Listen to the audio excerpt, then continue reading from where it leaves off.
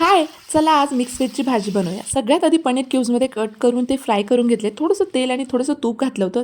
त्याच्यातच आपण व्हेजिटेबल्स जे थोडेसे गरम पाण्यात उकळून घेतले होते, ते सुद्धा मी फ्राय करून घेणार आहे. त्यात घेतली फ्लावर, गाजर आणि बीन्स. आता वरून घालते वाटाणे, हे सुद्धा फ्राय करून घेणार आहे आणि काढून घेणार आहे. फ्राय केल्यानंतर याचा क्रंचीनेस जो आहे तो असाच्या असा राहतो. अगदीच शिजलेले ते भाजी चांगले लागत नाही. नंतर तेलात काही खडे मसाले घातले, दालचिनी, तेजपान आणि हे शहाजिरं घातले. लगेच भरपूर कांदा घालूया. आता कांदा छान गोल्डन होईपर्यंत परतून घ्यायचा आहे.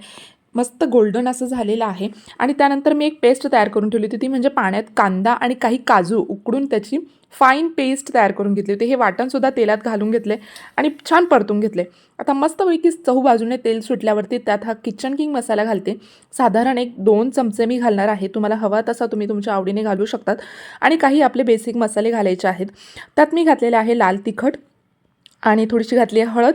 त्यानंतर हे सगळे मसाले व्यवस्थित परतून घ्यायचे आहेत. काय सुंदर खमंग असा सुवास सुटला आहे. त्यानंतर जे व्हेजिटेबल्स आपण फ्राय करून घेतले होते ते सुद्धा मी ह्यात घालून मिक्स करून घेणार आहे, जेणेकरून सगळ्या व्हेजिटेबल्सला मसाला कोट झाला पाहिजे.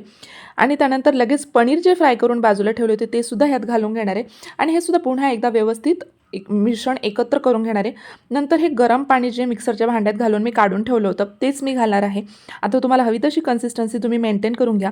आता ही भाजी थोडीशी थिकच अशी छान लागते, सो मी थोडंच पाणी घातलं आहे आणि छानपैकी तिला उकळी येऊ देणारे व्हेजिटेबल्स आणि सगळं काही असं सॉफ्ट फक्त झालं की नंतर कोथिंबीर आणि कसुरी मेथी घालूया, चवीपुरतं मीठ घालूया आणि भाजी तयार आहे. Thank you so much watching. Bye.